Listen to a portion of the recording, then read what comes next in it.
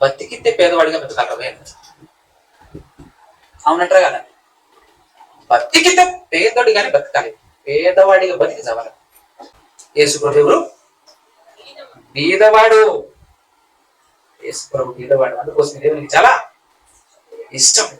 నువ్వు లోకాన్ని చూసి, లోకస్తులను చూసి వాళ్ళతో పోటీగా బ్రతకాలని, వాళ్ళ లగ్జరీ లైఫ్ అనుభవించాలని చెప్పేసి పేదవాళ్ళ కడుపు, పేదవాళ్ళ యొక్క పొట్ట, వాళ్ళ పొట్ట కొట్టి నువ్వు సంపాదించి దశమ భాగమని, ఆ భాగమని, ఈ భాగమని మొత్తం వెనకాల వేసుకున్నావు. నువ్వు కొన్ని తీసుకున్న దశమ భాగం ఏమైనా యథార్థంగా నిజాయితీగా దేవుని కోసం ఏమన్నా పని చేసావా, అప్పగించావంటే నీ పిల్లల్ని భార్యను పంపిస్తుంది చదువుల కోసం. కోట్లు కోట్లు కూడబెట్టేసి రోజుకో కోటి వేసుకుంటున్నావు అంటే నువ్వు నువ్వు నువ్వు నువ్వు పెద్దవాడైతావు. ధనవంతులలోనే నెంబర్ 1 స్థాయి వెళ్ళిపోయినావు నువ్వు. దేవునికి ధనవంతుడంటే గజ్జి బుక్కలా అని నేను ఎందుకు చెప్పానంటే, అంత అసహ్యం, అంత ఎలర్జీ దేవునికి అని నేను ఎందుకు చెప్పాను అంటే,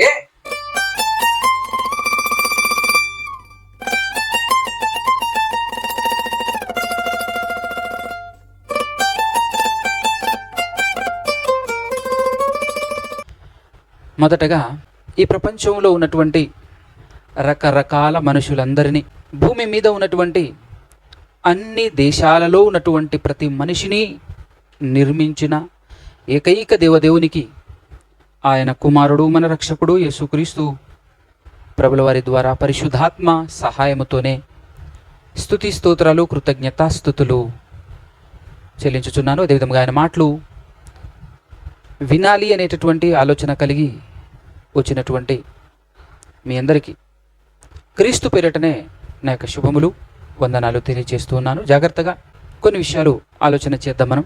మనం భారతదేశంలో బ్రతుకుతున్నాం. మనమందరము భారతదేశంలో బ్రతుకుతున్నాం కదా.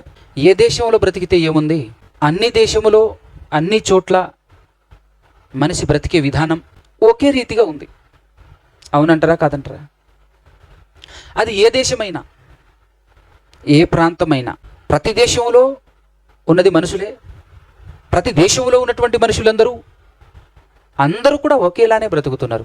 ఎలా బ్రతుకుతున్నారు అని అంటే, ప్రతి మనిషి యొక్క గోల్, ప్రతి మనిషి యొక్క ఆశ, ప్రతి మనిషి యొక్క ఆశయం ఏమై ఉంది అని అంటే, గొప్పగా బ్రతకాలి. బ్రతుకుతున్న 4 రోజులైనప్పటికీ గొప్పగా బ్రతకాలి, గొప్పగా బ్రతకాలి, గొప్పగా బ్రతకాలి. గొప్పగా బ్రతకాలి అంటే ఏంటండి? గొప్పగా బ్రతకటం అంటే, ఈ లోకంలో గొప్పగా బ్రతకాలి అని అనుకుంటున్నటువంటి వారి ఇంటెన్షన్ ఏంటి అని అంటే, బాగా బ్రతకాలి, బాగా ఏముండాలి, ధనం ఉండాలి, సంపాదించుకోవాలి, ఉన్నవాడు అని అనిపించుకోవాలి, ప్రతిదీ కొనగలగాలి, ప్రతిదీ తినగలగాలి, కోరిక చొప్పున భూలోకంలో నడుచుకోగలగాలి, ఇంటి నిండా డబ్బు ఉండాలి, బ్యాంక్ బ్యాలెన్స్ ఉండాలి. అంటే ఏదైనా సమస్య వస్తే నేను ఎవరి దగ్గరికి వెళ్ళకూడదు, అవసరమైతే మిగతా వాడు నా దగ్గరికి రావాలి, కానీ నేను ఎవరి దగ్గరికి వెళ్ళకూడదు. ఆ రేంజ్లో నేను బ్రతకాలి. ఏ రేంజ్లో బ్రతకాలి? ఆ స్థాయిలో బ్రతకాలి. నేను ఇచ్చే స్థాయిలోనే ఉండాలి. గొప్పగా, దాన్నే గొప్పగా బ్రతకాలి. సంపన్న స్థితిలో బ్రతకాలి, సంపన్న స్థితిలో బ్రతకాలి. అందరి ఆశాశయం అదే కదా. అంటే అందరి ఆశాశయం అదే కదా. భూమి మీద పుట్టిన పసి పిల్లవాడు మొదలుకొని రేపో మాపో చచ్చిపోయే ప్రతి ముసలి, అంటే వృద్ధులైనటువంటి వారికి కూడా, ముసలోళ్ళు కూడా, ప్రతి ఒక్కరి ఆలోచన ఎలా ఉంటుంది, దేని మీద ఉంటుంది? మీరు ఆలోచన చేయాలి. మనిషి ఆలోచన విధానం ఎలా ఉంది అనేది చెప్తున్నాను మీకు. గొప్పగా బ్రతకాలి చాలా విలువైనటువంటి విషయమే. ఎందుకు అని అంటే, మనం అందరం ఇక్కడికి ఎందుకు వచ్చామనంటే, మనకంటూ ఒక అది కూడా చెప్పడానికి మనసు రావట్లేదు నాకు. మనకంటూ ఒక గోల్ ఉందా? ఏముందండి? చెప్పుకోవటానికే, ఏదో చెప్పుకోవటానికి. ఏంటయ్యా అని అంటే, పరలోకం వెళ్ళాలి, నిత్య జీవం పొందుకోవాలి అని చెప్తాం తప్ప, నేను సంపన్నుడిని కావాలి, నేను ధనవంతుణ్ణి కావాలి, నేను ఉన్నత స్థితిలో ఉండాలి అనే ఆలోచన కొరకు నువ్వు పడుతున్న పాట్లు, నువ్వు చేస్తున్న ప్రయత్నాలు, నీ ప్రయాస ఏ విధంగా ఉంటుందో అందులో కనీసం 1% అయినా దీనికోసం ఉందా? లేదు అని అన్నప్పుడు ఎలా చెప్పగలవు చెప్పు? నాకంటూ ఒక లక్ష్యం ఉంది, పరలోకానికి నేను వెళ్ళాలి అనే ఆలోచన, ఆ మాట ఎలా చెప్పగలవు చెప్పు? ఒకసారి ఇక్కడ ఉన్నటువంటి అన్నగారు ఫోన్ చేశాను, జ్వరం వస్తుంది. ఎన్ని రోజుల నుంచి అన్నా అంటే, 2-3 రోజుల నుంచి నాకు జ్వరం వస్తుంది. అయితే 2-3 రోజుల నుంచి జ్వరం వచ్చిందంటే మొత్తానికి 2-3 రోజుల నుంచి ఇంటికానే ఉన్నారైతే అన్నా నేను. అబ్బే చిచి, ఇంట్లో ఉండేది ఎక్కడిది? ట్యాబ్లెట్ వేసుకోవటం, డ్యూటీకి వెళ్ళటం, ట్యాబ్లెట్ వేసుకోవటం, డ్యూటీకి వెళ్ళటం. వా, ఏందా కమిట్మెంట్, దేనికోసం అది? అదే వారం మొత్తంలో ఒక్క వారము ఆదివారం రోజు దేవుడు మనతో ఏదైనా మాట్లాడతాడేమో పోయి విందామనేటటువంటి ఆలోచన. జ్వరం వస్తే వస్తామా? కొంచెం అలసట అనిపించినా వస్తామా? ఫోన్ చేస్తే కొంచెం అలసిపోయినా బ్రదర్ ఈరోజు ఏం రానులే, అంత కొంపలు మునిగే పని ఏం లేదుగా. ఏం లేదు, కొంపలు మునిగేదైతే చెప్పు, పరిగెత్తుకొస్తా. ఈ విధంగా మన ఆలోచన, ఈ విధంగా మన ప్రయత్నాలు కొనసాగితే మనం పరలోకం వెళ్తామా? అసలు మనకు నిత్య జీవం మీద ఆశ ఉందా? పరలోకం వెళ్ళాలనేటటువంటి ఆ ప్రయత్నం మనకుందా? ఏమంటే ఆలోచన చేయండి. ఆలోచన చేస్తూనే వినండి, ఉట్టిగా వినొద్దు, ఆలోచన చేసుకుంటూ వినండి. పరలోకం వెళ్ళాలి అనేటటువంటి ఆలోచన లేదు, ప్రయత్నం కూడా లేదు. బోర్డు పెట్టుకున్నాం అంతే. ఒక బోర్డు పెట్టుకున్నాం మనం, ఏమని? పరలోక ప్రయాణికులం బ్రదర్ మేము. కానీ మీతోనే పోటీ పడుతుంటాం మేము. ఎవరితో? లోకంలో ఉన్న వాళ్ళతో పోటీ పడుతుంటాం. మా పేరు వేరు అంతే, మీ పేరు వేరు. మీరు ఈ లోకంలో గొప్పగా బ్రతికితే చాలు అని మీరు. అంటే ఇక్కడ అనిపిస్తుంది, కరెక్ట్గా చెప్పాలంటే యథార్థవంతులు ఎవరు చెప్పండి? వాళ్ళే. మాకు ఈ లోకం కావాలి, ఈ లోకంలో మాకు అధికారం కావాలి, ఈ లోకంలో మేము గొప్పగా ఉండాలి, బ్రతికిన నాళ్ళు ఎన్ని సంవత్సరాలు బ్రతుకుతామో తెలియదు కానీ బ్రతికిన నాళ్ళు మీసాలు మెలేసుకుంటూనే బ్రతకాలి, ఓ రేంజ్లోనే బ్రతకాలి. దానికోసమే మా ప్రయాస. మోసం చేస్తాం, దగా చేస్తాం, మర్డర్లు చేస్తాం, హత్యలు చేస్తాం, ఇంకేమైనా చేస్తాం. ఎందుకంటే ఈ భూలోకంలోనే మేము ప్రశాంతంగా బ్రతకాలనుకుంటున్నాం, గొప్పగా సంపన్న స్థితిలో ఉన్నతంగా బ్రతకాలనుకుంటున్నాం, మిగతా మనుషులకు అందని స్థాయిలో బ్రతకాలనుకుంటున్నాం, లగ్జరీస్గా బ్రతకాలనుకుంటున్నాం, కార్లలో తిరగాలనుకుంటున్నాం. కాబట్టి మా చుట్టుపక్కల ఉన్నటువంటి వాళ్ళ పొట్ట కొట్టినా సరే, వాళ్ళ శ్రమ దోచుకొనైనా సరే ఏం చేయాలనుకుంటున్నాం? గొప్పగా బ్రతకాలనుకుంటున్నాం. మరలా ఇంకొక ఎగ్జాంపుల్ అన్నగారిని తీసుకుంటున్నాను నేను. ఉదయం నుంచి తెల్లవారి లేవంగానే ఈ చుట్టుపక్కల వారు ఎవరూ లేనప్పుడే నీట్గా రెడీ అయిపోయి నిలబడిపోతాడు వంటగదిలో. వేల మంది వస్తే ఆ హోటల్లో అందరికీ వండి పెడుతుంటాడు. నెలకు ఈయన వండి పెడితే తినిపోయేటటువంటి వాళ్ళు ఆ ఓనర్కి ఇచ్చే డబ్బులు ఎంత ఉంటాయంటే కొన్ని కోట్లల్లో ఉంటాయి.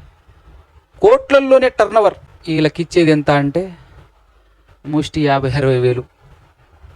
కోట్లతో పోల్చుకుంటే ముష్టే కదా అది. నువ్వేం చేస్తున్నావురా నాయన అని చెప్పేసి ఆ ఓనర్ని అడిగితే ఏమి లేదు, కూర్చుంటా అంతే, ఏసీ పెట్టుకొని. వాళ్ళు పని చేస్తుంటారు. వాళ్ళు పని చేయటం వల్ల నాకు డబ్బులు వస్తాయి. వాళ్ళకి ఎంతో కొంత పడేసి మిగతాదంతా నేను దోచుకుంటా. ఎందుకంటే మాకున్నది ఇదే జీవితం. చచ్చిపోయిన తర్వాత ఇంకొకటి ఉందో లేదో కూడా మాకు తెలియదు, మాకు అవసరం లేదు. ఇక్కడ మాత్రం బతికిన 4 రోజులు మాత్రం మామూలుగా బ్రతకం. చివరి దినాల్లో ఎట్టుండాలంటే భూమి మీద ఉన్న రోగాలు మొత్తం మా ఒంట్లోనే ఉండాలి, ఆ రేంజ్లో బతకాలి మేము. అది వాళ్ళ ప్రయత్నం అన్నమాట. సుఖం అంటే మా పేరే చెప్పాలి, ఆ సుఖం అనేటటువంటిది మాతోనే ఉండాలి అనేటటువంటి రేంజ్లో వాళ్ళ బ్రతుకు విధానం కనబడతా ఉంటుంది. ఇదంతా ఈ విధంగా బ్రతుకుతున్నది ఎవరు? లోకంలో ఉన్నటువంటి మనుషులు. ఇదంతా చూసి మన మనసు ఏమవుతుంది? ఇదంతా చూస్తుంటాం డైలీ, ప్రతి దినం ప్రాక్టికల్గా చూస్తుంటాం. నేను అంత సంపాదిస్తున్నా అలా ఇలా అని ఏదో కూర్చొని నీ కళ్ళకు కనబడకుండా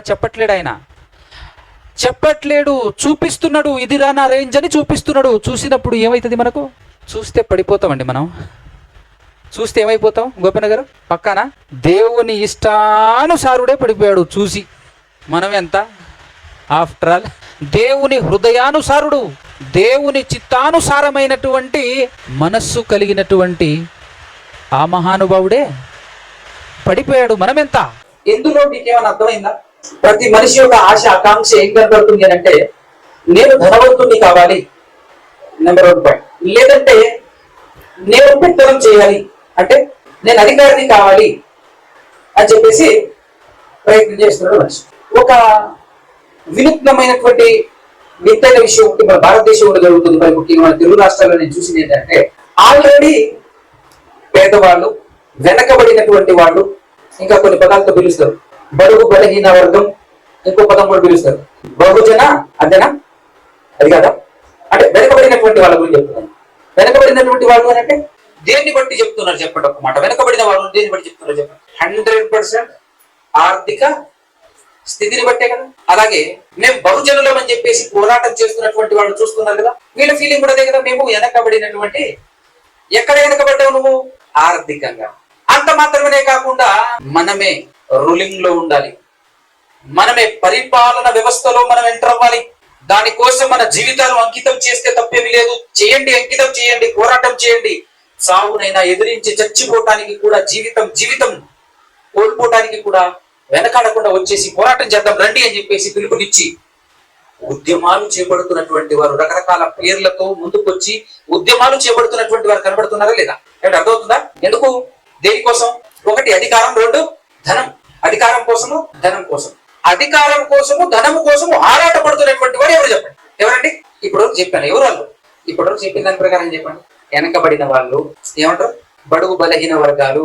ఇంకా మన మీకు కనెక్ట్ అయ్యే విధానంలో చెప్పాలి అంటే తక్కువ కులాల వారు అనే పేరు కూడా ఉంది కదా.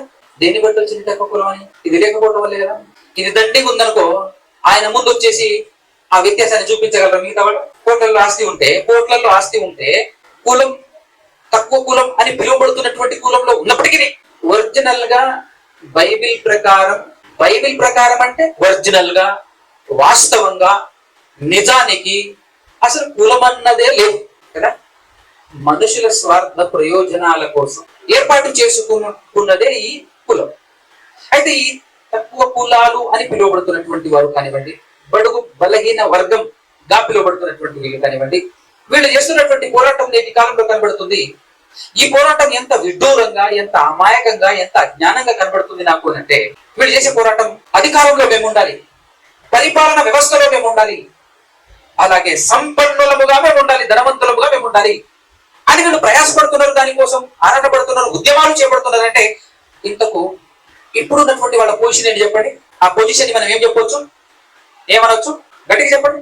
వెనకబడిన వారు అనేటటువంటి మాటే చెప్తారు తప్ప ఇంకో పదప్రయోగం, మంచి పదప్రయోగం కూడా ఉంటది. ఏమంటారు? ఆ పేదవాళ్ళు. ఏమంటారు? దరిద్రులు, బీదవాళ్ళు కదా. ఈ బీద వాళ్ళ గురించి, మాకు రాజ్యంలో పరిపాలన వ్యవస్థ వరకు మేము వెళ్ళాలి, బాగా సంపాదించుకోవాలి, ఈ లోకంలో మేము బీద వాళ్ళముగా ఉండకూడదు అని ప్రయత్నం చేస్తున్నారు ఎవరు? ప్రతి బీదవాడి ప్రయత్నం ఇదే. అవునా కదా? ప్రతి బీదవాడి ప్రయత్నం ఇదే. అయితే ఈరోజు సృష్టికర్త అయినటువంటి దేవదేవుడు, భూమి ఆకాశాలను నిర్మించినటువంటి దేవుడు, విశ్వమంతటిని పరిపాలిస్తున్నటువంటి దేవుడు, ఆ దేవుని కనుదృష్టి, ఆ దేవుని చల్లని చూపు, ఆ దేవుని కాన్సన్ట్రేషన్ ఎవరి మీద ఉంది అనేది మనం ఒక్కసారి ఆలోచన చేసేటటువంటి ప్రయత్నం చేద్దాం. చెప్పమా? కొన్ని వచనాలు అలా చూపిస్తాను, ఒక్కొక్కటి చూసుకుంటూ అలా ముందుకెళ్దాం. అందరూ తెరిచి చూసే ప్రయత్నం చేయండి. పాత నిబంధన గ్రంథములో నిర్గమాకాండం నుంచి స్టార్ట్ చేస్తే ఎంత వరకు వీలైతే అంతవరకు వెళ్ళే ప్రయత్నం చేద్దాం. 22వ అధ్యాయము నిర్గమాకాండము 25వ వచనం ఒక్కసారి చదువుతున్నారా గట్టిగా? నా ప్రజలలో మీ యొద్ద ఉన్న ఒక బీదవానికి సొమ్ము అప్పు ఇచ్చిన ఎడల వడ్డీకిచ్చు వాని వలె వాని ఎడల జరిగింపకూడదు, వానికి వడ్డీ కట్టకూడదు. ఏమంటున్నాడు? ఎవరి గురించి మాట్లాడింది ఇక్కడ సృష్టికర్త దేవుడు? ఎవరి గురించి మాట్లాడుతున్నాడు? బీదల గురించి మాట్లాడుతున్నాడు కదా. ఎవరి మాట్లాడుతున్నాడు అని అంటే, నా ప్రజలలో బీద వాళ్ళు ఉన్నారు, ఆ బీద వాళ్లకు సొమ్ము అప్పు ఇచ్చిన ఎడల అంటే అప్పిచ్చేటోడెవడు? ధనవంతుడు. అప్పిచ్చేటప్పుడు వడ్డీకి ఇవ్వకూడదు, అతని దగ్గర వడ్డీ తీసుకోకూడదు అని మాట్లాడుతున్నాడు. ఇలా చెప్తుంది ఎవరు? దేవుడు. అంటే ఇక్కడ మనకు అర్థం కావాల్సిన పాయింట్ ఏంటి? దేవుడు ఏంటి వాళ్ళ తరఫున మాట్లాడుతున్నాడు, దేవుడు ఏంటి ఆయన పక్షాన మాట్లాడుతున్నాడు. ఎవరైనా బీదవాడు కదా. మరొక మాట 23:3 వ్యాజ్యమాడువాడు అంటే తీర్పు తీర్చేవాడు, న్యాయ విచారణ చేసేవాడు అని చెప్పొచ్చు. వ్యాజ్యమాడువాడు బీదవాడైనను, ఒకవేళ అక్కడ బీదవాడైనను వాని ఎడల పక్షపాతము ఉండకూడదు, పక్షపాతము మీరు చూపకూడదు. ఎందుకంటే మానవ బుద్ధి ఎలాంటిది అంటే, మనము కూడా చూడండి, మనము కూడా బాగా ధనవంతుడు కారేసుకొని దిగిండనుకో, ఆడే పని మాలలో మనకు తెలియదు. ఆడు తెలుగు దద్దమ్మ, వాడికి ఏమి రాకపోయినా వాళ్ళ తాత ముత్తాతల నుంచి బాగా సంపాదించుకొని మంచి కారు దిగాడనుకో, మనం ఏం మాట్లాడతాం? ఆయన ఎవరో కూడా మనకు తెలియదు, కానీ రాగానే మనం ఏమంటాం? ఫస్ట్ సార్ ఏం కావాలి సార్ అంటారు కదా. లుంగి కట్టుకొని మాసిన చొక్కా వేసుకొని వచ్చేసి, ఏమో మా ఇంటి నుంచి అటు పోవాలంటే, పలానా చోటుకి వెళ్ళాలంటే, ఎటు వెళ్ళాలంటే వచ్చి అడ్రస్ అడిగింది అనుకో, ఏడు పోరాదా డైరెక్ట్ పో అంటావా లేదా? మనం ఎట్లుంటది? మనం ఏదైనా పనిలో ఉండి అమ్మ అమ్మాయి 2-3 సార్లు అని అడగ, ఏందా ఊకే వేసుకొస్తున్నాం, ఏం కావాలా అంటాం. మనం కార్లో నుంచి దిగిన ఎలా మాట్లాడతావా? అట్లా మాట్లాడతావా? అట్లుంటది. అందుకోసమే పేదవాడైనను సరే ఏ ఉండకూడదు అంటున్నాడు దేవుడు. దేవుడు మాట్లాడుతున్న మాటలని జాగ్రత్తగా పరిశీలన చేసుకుంటూ ఒక విషయాన్ని మాత్రం అలా అబ్జర్వ్ చేసుకుంటూ ముందుకు రండి. నెక్స్ట్ లేవియ కాండము. ఆయన వెసులుబాటు కూడా ఇస్తున్నాడు. లేవియ కాండంలో ఏం వెసులుబాటు అని అంటే, పాపం చేసినప్పుడు కానీ, పిల్లలు పుట్టిన తర్వాత కానివ్వండి, పవిత్రపరచబడటం అనేటటువంటి, పరిశుద్ధపరచబడటం అనేటటువంటి ఒక ప్రాసెస్ ని దేవుడు పెట్టాడు. మనందరికీ తెలుసు. లేవియ కాండంలో అంటే శుద్ధీకరణ ఆచారాలు ఉంటాయి కదా, దాని కొరకు అని చెప్పేసి గొర్రె పిల్లలు, మేక పిల్లలు, మగ పిల్లలు, ఆడగొర్రె పిల్లలు అని చెప్పేసి చాలా తీసుకొచ్చేసి బలులు ఇవ్వాలి, ఆ ప్రాసెస్ కంప్లీట్ అవటం కోసం అని చెప్పేసి. అయితే అలాంటి ప్రాసెస్ లో దేవుడు మరలా బీదవాని వైపు తిరిగి ఏం మాట్లాడుతున్నాడో 14:21 చూడండి ఒకసారి. లేవియ కాండము 14వ అధ్యాయము 21 నుంచి. వాడు బీదవాడై పైన చెప్పినదంతయు తేజాలని ఎడల తన నిమిత్తము ప్రాయశ్చిత్తము కలుగుటకై వాడు అల్లాడించుటకు అపరాధ పరిహారార్థ బలిగా ఒక గొర్రె పిల్లను నైవేద్యముగా, తూములో 10వ వంతు నూనెతో కలిసిన గోధుమ పిండిని, ఒక అరసేరు నూనెను, వారికి దొరకగల 2 తెల్ల గువ్వలనే గాని 2 పావురపు పిల్లలనే గాని, అనగా పాప పరిహారార్థ బలిగా ఒక దానిని, దహన బలిగా ఒక దానిని తీసుకుని రావాలి. అంటే కన్సెక్షన్ ఇస్తున్నాడు చూడండి. బలి ఇచ్చేటప్పుడు తీసుకురావాలి అని అన్నప్పుడు మిగతా వాళ్ళందరికీ జనరల్ లా ఒకటి ఉంటే, ఆ జనరల్ లాలో కూడా బీదవాడి కోసం ఒక ప్రత్యేకంగా, మీకు దొరక్కపోతే తెల్ల గువ్వలను అంటే పిట్టలను తీసుకొచ్చేసి మీ పని మీరు కానిచ్చుకొని వెళ్ళిపోవచ్చు. గొర్రె పిల్లలు, మేక పిల్లలు 2, 4 తీసుకొచ్చేసి బలి ఇవ్వాల్సిన అవసరం లేదు అని చెప్పేసి ఒక రకమైనటువంటి వెసులుబాటు వారికి కల్పిస్తున్నట్టుగా మనకు కనబడుతుంది ఇక్కడ కదా. 19వ అధ్యాయం 15వ వచనం చూడండి. అన్యాయపు తీర్పు తీర్చకూడదు, బీదవాడని పక్షపాతము చేయకూడదు, గొప్పవాడని అభిమానము చూపకూడదు. అంటే బీదవాడు, ఇప్పుడు న్యాయాన్ని అన్యాయంగా మార్చగలిగే శక్తి ఎవరికి ఉంటుంది అని అంటే ధనవంతుడికి ఉంటుంది. వాడు కొనుక్కుంటాడు కూడా, కానీ ఆ స్థాయి, ఆ స్థితి ఎవరికి లేదు. ఈ మాట మాట్లాడుతున్నప్పుడు మనకి ఒకటి అర్థం కావాలి. ప్రత్యేకంగా ఆ విషయం మాట్లాడుతున్నప్పుడు అందులో బీదవాడిని మెన్షన్ చేస్తున్నప్పుడు అనిపిస్తుంది, బీదవాని కోసం వచ్చి మాట్లాడుతున్నట్టు అనిపిస్తుంది. బీదవాని కోసం, ఎక్కడ బీదవానికి అన్యాయం జరుగుతుందో, ఎక్కడ బీదవానికి అన్యాయం జరిగిపోతుందేమోనని, జరిగిపోతుందేమోనని ఆయన వచ్చి మాట్లాడుతున్నట్టుగా కనపడుతుందా లేదా? అది మనం గమనించాలి. తర్వాత 25వ అధ్యాయము 35.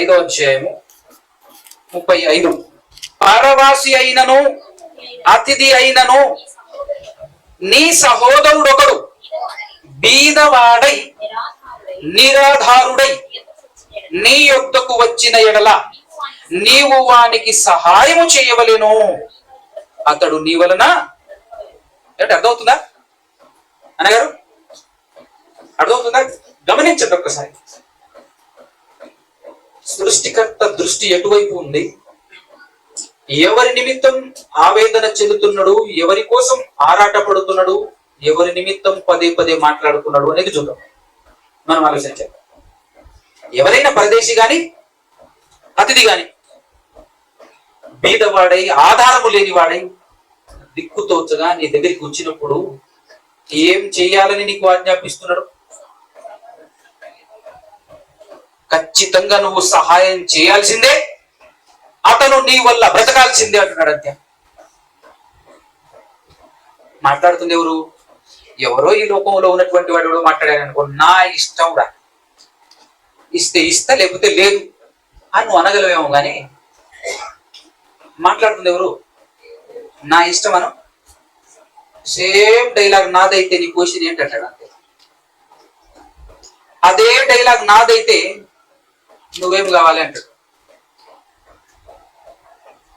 నా ఇష్టం, నీకు నేను గాలి ఇవ్వదలుచుకోలేదు, ఈ గాలి నాది, నా ఇష్టం. నీకు ఇవ్వాలని రూల్ ఉందారా? నేను నీకు మాత్రం ఈ రోజు నుంచి గాలి ఇవ్వట్లే అంటే అర్థం ఏంటి? ఈ రోజు నువ్వు చచ్చిపోతున్నావు అని అర్థం. అంతేనే కదా? గాలి నాదే అన్నాడు. కాబట్టి అర్థం కావాలి మాట్లాడుతుంది ఎవరు. ఒక రకంగా చెప్పాలంటే వార్నింగ్ ఇస్తున్నాడు. బీదవాడు నీ దగ్గరికి వస్తే పక్క నీ వల్ల ఆయన బతకాల్సిందే, ఆయనకు సహాయం చేయాల్సిందే అని చెప్పేసి వార్నింగ్ ఇస్తున్నాడు. అవునా కదా? గుర్తుంచుకోవాలి. నీ రూకలు వానికి వడ్డీకి ఇవ్వకూడదట, నీ ఆహారమును వానికి లాభమునకి ఇవ్వకూడదు అని మాట్లాడుతున్నాడు. ఎవరి తరఫున మాట్లాడుతున్నాడు చూడండి దేవుడు కదా. ఇంకా ద్వితీయోపదేశ కాండము 15వ అధ్యాయంలోనికి రండి. ప్రశాంతంగానే కూర్చొని వింటున్నాం మనం, ఇబ్బంది ఏం లేదు. అవునా? కొంచెం లేట్ అయినా ఇబ్బంది పడకండి, ఎండలు లేవు, ఏం లేవు, ప్రశాంతంగా ఈ విషయం మనకు అర్థం కావాలి. రైట్? 15వ అధ్యాయం 7వ వచనం చూడండి. నీ దేవుడైన యెహోవా నీకిచ్చుచున్న దేశమందు నీ పురములలో ఎక్కడైనను నీ సహోదరులలో ఒక బీదవాడు ఉండిన ఎడలా, బీదవాడైన నీ సహోదరుణ్ణి కరుణింపకుండా నీ హృదయమును కఠినపరుచుకొనకూడదు. నీ హృదయాన్ని కఠినపరుచుకోకూడదు. బీదవాడు కనబడితే నీ గుండె కరగాల్సిందే అంటున్నాడు. అంతే. నీ హృదయం కరగాల్సిందే. కఠినపరుచుకోకు పొరపాటున కూడా. నేను కఠినపరుచుకోవాల్సి వస్తుంది నీ ఎడల అనే విధానంలో మాట్లాడుతున్నాడు. ఇంకొక మాట 9వ వచనం కూడా చదవండి. విడుదల సంవత్సరమైన 7వ సంవత్సరము సమీపమైనదని చెడ్డ తలంపు నీ మనస్సులో పుట్టక ఉండునట్లు జాగ్రత్త పడుము. బీదవాడైన నీ సహోదరుని ఎడల కటాక్షము చూపక నీవు వానికి ఏమి ఇయ్యకపోయిన ఎడల వాడొకవేళ నిన్ను గూర్చి యెహోవాకు మొరపెట్టును, అది నీకు. అమ్మో, నేను నీ మాట వినటానికి కొంచెం ఆలోచిస్తానేమో గాని బీదవాని మాట వెంటనే వింటానే. ఆయన పొర్రపాటున నన్ను మొరపెట్టాడే అనుకో, నీ గద్యం కావాలంటున్నాడు. అంతే. ఆయన నన్ను మొరపెట్టాడే అనుకో, నీ పరిస్థితి ఏం కావాలి అంటున్నాడు. ఒక్కసారి నేను మళ్ళా చెప్తున్నాను, ఇప్పటి వరకు ఒక్కొక్క వచనం చదివించుకుంటూ వస్తున్నాను కదా. ఏ ఒక్క వచనం మీరు మిస్ అయినా, గుర్తు పెట్టుకోకపోయినా, ఈ పాఠంలో ఉన్న అసలు శిశులైన సారాంశం మీకు అర్థం కాదు. ఈ మాటలన్నీ హృదయంలో అలా అలా పెట్టుకొని ముందుకు సాగండి, ముందుకు నడవండి, ఈ పాఠంలోకి వెళ్ళండి. అప్పుడు అద్భుతంగా అర్థమవుతుంది ఈ పాఠం. నెక్స్ట్ 24వ అధ్యాయం ద్వితీయోపదేశకాండం 24వ అధ్యాయము 12వ వచనం. ఆ మనుష్యుడు బీదవాడైన ఎడల నీవు అతని తాకట్టును ఉంచుకొని పండుకొనకూడదు. అంటే ఒక బీదవాడు నీ దగ్గర నుంచి అప్పు తీసుకున్నాడు. అప్పు తీసుకునేటప్పుడు ఏదో ఒక వస్తువు తన దగ్గర ఉన్నది తాకట్టు పెట్టాడు. తాకట్టు పెట్టేసి ఆయన నీ దగ్గర నుంచి అప్పు తీసుకున్నాడు, బ్రతకలేక బ్రతుకు తెరువు కోసం బ్రతకటానికి, రైట్? నీవు అతని తాకట్టును ఉంచుకొని పండుకొనకూడదు. అతడు తన బట్టను వేసుకొని పండుకొని నిన్ను దీవించునట్లు సూర్యుడు అస్తమించున్నప్పుడు నిశ్చయముగా ఆ తాకట్టు వస్తువును అతనికి మరలా అప్పగించేసి అది నీ దేవుడైన యెహోవా దృష్టికి నీకు నీతి అవుతుంది అంటున్నాడు. ఫర్ ఎగ్జాంపుల్ గా తన దగ్గర ఉన్నటువంటి ఆ కాలంలో బట్టలు కుదబెట్టేటటువంటి వాడు, తాకట్టు పెట్టేటటువంటి వాడు. ఒక మంచి చెద్దలు బెడ్షీట్ తీసుకెళ్లేసి ఇచ్చేసాడు, ఇంత కొత్త సొమ్ము తీసుకొచ్చేసాడు. అయితే ఆ బెడ్షీట్ పెట్టుకున్నటువంటి వ్యక్తి ఏం చేయాలి తెలుసా? సాయంత్రానికి తీసుకొచ్చేసి ఆయనకి ఇచ్చేసి వెళ్ళిపోవాలి. పడుకొని ఆయన జాగ్రత్తగా. అప్పుడు ఆయన నా పట్ల నిజంగా ఎంత కరుణ చూపాడు, ఎంత మంచోడు, నాకున్నది ఒకే చెదరు ఇచ్చేసాను. సాయంత్రం ఎలా పడుకోవాలి అని బాధపడుతున్నాను. సాయంత్రం ఈ చలికి ఎలా తట్టుకోవాలి అని బాధపడుతున్నాను. కానీ నా గురించి ఆలోచించాను. మళ్ళా ఇచ్చేసిపోయాడు అని నిన్ను దీవిస్తాడట అతను. అది నీకు దేవునికి నీతి అట. దేవుని ఎడల నీ నీతి అది. అలా చూస్తా నేను అంటాడు దేవుడు. ఇదేంటంటే మరి విచిత్రం. ఒక సైడ్ లోనే కొంచెం ఆలోచిస్తే ఎట్లుంటది, ధనవంతుడి సైడ్ ఒకసారి మనం ఆలోచన చేస్తే ఎట్లుంటది ఈ సందర్భంలో. సాయంత్రం ఆయన వాడతాడు, ఉదయం పోయి మళ్ళీ తీసుకొచ్చేసి ఇంట్లో పెట్టుకోవాలి. 4 రోజులు అయిన తర్వాత ప్రతిరోజు సాయంత్రానికి ఆయనకి ఇవ్వాలి, డే మొత్తం మా దగ్గర ఉంచుకోవాలి. మేమేమైనా సాకలమా? తీసుకొచ్చేసి ఉతికేసి ఆయనకి నీకు అంతే కదా. వాడుకొని మొత్తం మార్చిపోయేలా ఆయన చేస్తే డే టైం మొత్తం మా దగ్గర, సాయంత్రమే ఆయన దగ్గర అన్నట్టు అనిపించట్లే. కానీ దేవుడు అంటున్నాడు, హలో, ప్రపంచానికి రాజు నేను, అతను నా బిడ్డ, అతను నన్ను నమ్ముకున్న నా కుమారుడు, రాజకుమారుడు. అలానే ఉంటాడు. రాజకుమారుడికి ఎవరైనా ఎదురు చెప్పగలరా? రాజుల కాలంలో రాజకుమారుడు అంటే అట్లనే ఉంటాడు. సొమ్ము నీ దగ్గర నుంచి తీసుకుంటాడు, అయినా వడ్డీ నువ్వే కట్టుకోవాలి. కుదబెట్టిన వస్తువు వల్ల సాయంత్రానికి కళ్ళ ముందు ఉండాలి, లేకపోతే బాగుండదు. ఎందుకు? నేను రాజకుమారుడు అన్నట్లేదు. ఒక రకంగా చెప్పాలంటే ఇప్పుడు బీదవాడు అంటే ఎవరు చెప్పండి? ఒక విషయం లోతుల్లో కొంచెం దూరంగానైనా ఒక విషయం కనపడాలి, కనపడినట్టు కనపడాలి. ఈ పాటికి ఏంటి? బీదవాడంటే అల్లాటప్ప మామూలు వ్యక్తి కాదురా, ఏకంగా సర్వశక్తిమంతుని బిడ్డరా వాడు అన్న సంగతి అర్థం కావాలని అవుతున్నాం. ఈ పాఠం చదువుతున్నప్పుడు, ఈ పాఠం స్టడీ చేస్తున్నప్పుడు నాకు అనిపించింది, బీదవాడుగా పుట్టాలంటే అదృష్టం ఉండాలి, పెట్టి పుట్టాలంతే. దేవుడు అంటే అర్థమైన వాడికి చాలా గొప్ప భాగ్యం, అద్భుతమైనటువంటి భాగ్యం ఇది. అవునంటే కదా. చూద్దాం కొన్ని విషయాలు, ఇంకా చూద్దాం. దేవుని మనసులో దాగి ఉన్నటువంటి విషయాలు, ఆయన హృదయంలో బీదవాడి పట్ల ఉన్నటువంటి ఆసక్తి కానివ్వండి, ఆ ఆశ కానివ్వండి, ఆ ఇంట్రెస్ట్ కానివ్వండి, ఏ రేంజ్ లో ఉందో ఒకసారి చూసే ప్రయత్నం చేద్దామా? టకటక చూద్దాం. నెక్స్ట్ కీర్తన గ్రంథం నుంచి, కీర్తనలో నుంచి కొన్ని విషయాలు కూడా చూసే ప్రయత్నం చేద్దాం. 41:1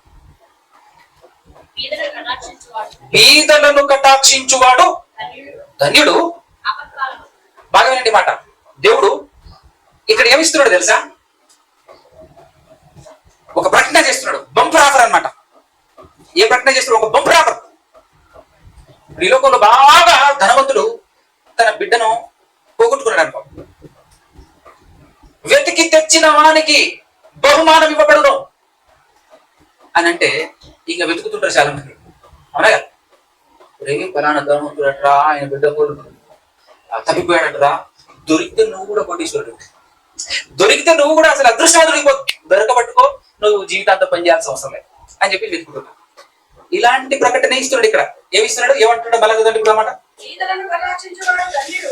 నా బిడ్డలను కటాక్షించేవాడు ధన్యుడు. అలాంటి వాడు ఏ ప్రమాదంలో పడిపోయినా నేను కాపాడుతా అంటున్నాడు. ఏంది ఈ స్టేట్మెంట్? ఏంటి అసలు ఈ స్టేట్మెంట్ ఏంటి అసలు? అది బీద వాళ్ళను దేవుడు ఎలా తన ఓన్ చేసుకుంటున్నాడు చూడండి. అద్భుతం, అద్భుతం. నెక్స్ట్ ఇంకొక మాట, 72 కీర్తన 4వ మాట, 4వ చరణం. ప్రజలలో శ్రమనందు వారికి, అంటే ప్రవచనం అనమాట ఇది. యాక్చువల్ గా యేసుక్రీస్తు ప్రభు వారి గురించినటువంటి ప్రవచనం. ప్రత్యేకంగా నేను పంపించబో నా కుమారుడు, లేదంటే యేసుక్రీస్తు ప్రభు వారు ఆయన కూడా వచ్చి ఎవరి మీద దృష్టి ఉంచుతాడని చెప్పేసి చెప్తున్నాడు ఇక్కడ ప్రవచనం. బీదల పిల్లలను ఏం చేస్తాడట? రక్షిస్తాడట. బీదల పిల్లలనైనా, అవును, బీదల పిల్లల్ని అనేటటువంటి మాట రాబడింది. తర్వాత 112వ కీర్తన 9వ చరణం.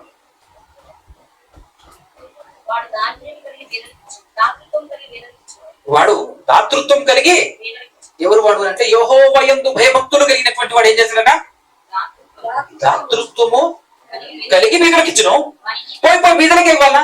మరి బీదల మీదనే కదా కాన్సన్ట్రేషన్ ఎక్కువ ఉన్నది, ఆయనకి ఇస్తేనే కదా నాకు లాభము అని ఎవరికి అర్థమవుతుంది? యెహోవా యందు భయభక్తులు కలిగినటువంటి వారికి ఏమర్థమవుతుంది? యానన్న బీదలు ఉంటే చూడరా, సహాయం చేద్దాం. ఎందుకు? పిచ్చి ఇష్టం దేవునికి, వాళ్ళకి సహాయం చేస్తాం. చేద్దాం పద. యానన్న ఉంటే తెలిసిన వాళ్ళు వెతుకుతున్నారు బీదల కోసం. ఎందుకు అలా వెతుకుతున్నావు? అలా నువ్వే ఇవ్వచ్చుగా అంటే ఏం చేద్దాం, మా తాత ముత్తాతలు సంపాదించి పెట్టిపోయారు. కరెక్ట్ గా చెప్పాలంటే అర్థమైన వాళ్ళు పని వాళ్ళందరూ సంపాదించి కూడగట్టేసిపోయారు. వాళ్ళ కలిగి నేనన్న పొరలోకం పోతా కాసేపు ఇవ్వచ్చేసి. అంటే అర్థమైన వాళ్ళు అలా మాట్లాడతారు. ఎన్నమాట చదివారు? ఇప్పుడు 113 కీర్తన 8వ చరణం. అంతేగా లెక్క. ఇప్పుడు మామూలు మాట కదా సార్. నేల నుండి ఆయన ఎవరిని లేవనెత్తుట? దరిద్రులను లేవనెత్తును. పెంట కుప్పల మీద నుండి. ఏది వాళ్ళ మీద అంత కాన్సన్ట్రేషన్ పెట్టేసినావు? వాళ్ళేనైగా అంతే. మరి బీదలు అంటే ఏమి ఇష్టం దేవుడికి. ఎంత అద్భుతమైనటువంటి కాన్సన్ట్రేషన్ పెడుతున్నాడు బీదల పట్ల ఆయన. అవునా కదా? బీదల కోసం ఆయన ఏ రేంజ్ లో ఆలోచిస్తున్నాడు సార్. ఇప్పటి వరకు బీదల గురించి ఆలోచిస్తున్నట్టు, బీదల గురించి ఆలోచించి వాళ్ళ పట్ల జాగ్రత్త పడుతున్నట్టు మనం చూసాం కదా. ఇప్పుడు వార్నింగ్లు చూద్దాం. ఎలాంటి వార్నింగ్లు అంటే, బిడ్డ బీదలు నువ్వు ఏమైనా అనాలే నీకుంటది ఇక మామూలుగా ఉండదు అనేటువంటి వార్నింగ్లు కూడా చూద్దామా? రైట్. 14వ అధ్యాయము సామెతల గ్రంథము 21-31 కూడా. తన పొరుగు వాడిని తిరస్కరించువాడు పాపము చేయవాడు, బీదలను కటాక్షించువాడు ఎవరట? ధన్యుడు. ధన్యుడు. కోట్లు ఉన్నటువంటి వాడు దరిద్రుడు. బీదలను కటాక్షించువాడు ధన్యుడు. 31. అదిగో దరిద్రుణ్ణి బాధించువాడు. మామూలుగా ఉందా ఈ వార్నింగ్? దరిద్రుణ్ణి బాధించువాడట వాని సృష్టికర్తను నిందించువాడు. అంటే నేను ఎలా ఫీల్ అయితే తెలుసా? నువ్వు బీదల్ని ఏమైనా అన్నావు అనుకో, నువ్వు డైరెక్ట్ గా నన్నే అంటున్నావు అని చెప్పేసి ఆ విధంగా తీసుకుంటాను. ఇదేంటి ప్రభు వాళ్ళ గురించి అంత డైరెక్ట్ అయిపోయినావు అంటే? అంతే, నాకు వాళ్ళంటే చాలా ఇష్టం. నా బిడ్డలు వాళ్ళు, నా బిడ్డలు, నా పిల్లలు రాజకుమారులు అంటే అట్లనే ఉంటారు మరి అన్నట్లేదు ఎవరమంతా. అవునా కదా? ఎంత గొప్పగా ఉంది. 17:5. అదిగో బీదలను వెక్కరించువాడు. ఇప్పుడు బీదలు ఎక్కిరిస్తున్నటువంటి వాళ్ళు చాలా మంది ఉన్నారు కదా. వీళ్ళ బతికి ఏం కావాలి అసలు? వీళ్ళ పరిస్థితి ఒక్కసారి ఆలోచన చేయండి. కొంతమంది క్రైస్తవులుగా పేరు పెట్టుకుని, పాస్టర్లుగా పేరు పెట్టుకుని కూడా ఏమైనా మాట్లాడుతున్నారు తెలుసా? కొన్ని విన్నాను లేదు. నా బెడ్రూమ్ అంతా లేదురా, నాకు ఇచ్చినంత లేదు నీ బతుకు. ఏమనుకుంటావు నువ్వు? నా ఇల్లు చూస్తే కళ్ళు తిరిగి చచ్చిపోతావు, నువ్వు గిర్రం తిరిగి పడిపోతావు. నువ్వు ఏమనుకుంటావు నా గురించి నువ్వు అని మాట్లాడు. ఎవరిని చూసి మాట్లాడుతున్నావు? ఇలా బీదోని చూసి. అసలు నువ్వు ఏం మాట్లాడుతున్నావు అర్థం అవుతుందా నీకు? ఆ వెనకాల దేవుడు ఉన్నాడు అన్న సంగతి నీకు అర్థం అయితే అసలు ఆ మాట మాట్లాడతావా? అనే కదా. పోలీసులు కనిపెట్టారు అనుకో, వాళ్ళ ముందు ఎట్లుంటావు? పోలీసులు రా అంటావు. అట్లా వాళ్ళు నువ్వు అసలు యాక్చువల్గా నీకు అర్థం అయితే బీదోలు రా నేను బీదులు రా, జాగ్రత్త రా, బీదులు రా అనాలి నువ్వు. అవునా కదా? నీకు అర్థమైతే అది బీదవాని పవర్. అవునా కదా? 19:17 సామెతల గ్రంథం. బీదలను కనికరించువాడు. అసలు మామూలు మాట అంటే ఏమంటారు? అసలు ఆ మాట ఏమంటారు? ఎంతటి ఘనత! ఏంటి ప్రభువా, ఏంటి ప్రభు మళ్ళను దానికోసం నా ఆస్తి మొత్తం అమ్మేసి పెట్టినా సరిపోద్ది. అసలు అది తక్కువే. నేను మీకు అప్ప నేనా? మరి పదరా వెళ్దాం, పదరా మొత్తం అమ్మేసిద్దాం పదరా అని చెప్పేసి అనాలి. కరెక్ట్ గా ఇది కన్వే అయితే, కరెక్ట్ గా కనెక్ట్ అయితే, అర్థమైతే మాత్రం. అవునా కదా? ఏంటి దేవునికే నేను అప్పించేటోడా?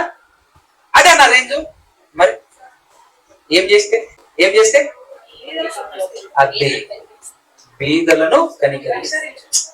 వాటి వండర్ఫుల్ విషయాలు అసలు మామూలుగా లేవు కదా. బీదల పట్ల దేవునికి ఉన్నటువంటి ఆసక్తి. అందుకోసమే చూడండి, ఈ భూమి మీద దేవునికి అత్యంత ప్రియుడు ఎవరు చెప్పండి? నేను. నా ప్రియుడు అత్యంత ప్రియుడు అని ఎవరి గురించి చెప్పాడండి? గట్టిగా చెప్తారా? ఏమి అక్క చెప్పింది. యేసుక్రీస్తు ప్రభువు వారండి దేవునికి అత్యంత ప్రియుడు. ఎవరు? యేసుక్రీస్తు ప్రభువు వారు. యేసుక్రీస్తు ప్రభువు వారు ఎవరు చెప్పండి? ఇప్పుడు కరెక్ట్ రావాలి ఆన్సర్. అదే యేసుక్రీస్తు ప్రభువు వారు ఎవరు? బీదవాడు. యేసుక్రీస్తు ప్రభువు వారు ఎవరు? బీదవాడు. అందుకోసమే అన్ని క్వాలిటీస్ ఉన్నప్పటికీ ఇది ఖచ్చితంగా మెయింటైన్ చేశాడు. నా దేవునికి బీదవాడు అంటే చాలా ఇష్టం. అందుకోసమే నేను బీదవాని కుటుంబంలోనే ఉండాలి, బీదవాడిగానే ఉండాలి.